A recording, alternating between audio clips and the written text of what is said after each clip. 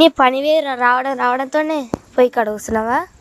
అప్పటి నుంచి కూర్చొని చాయ్ పెడుతున్నావు. మస్తు తలనొప్పి లేస్తుంది.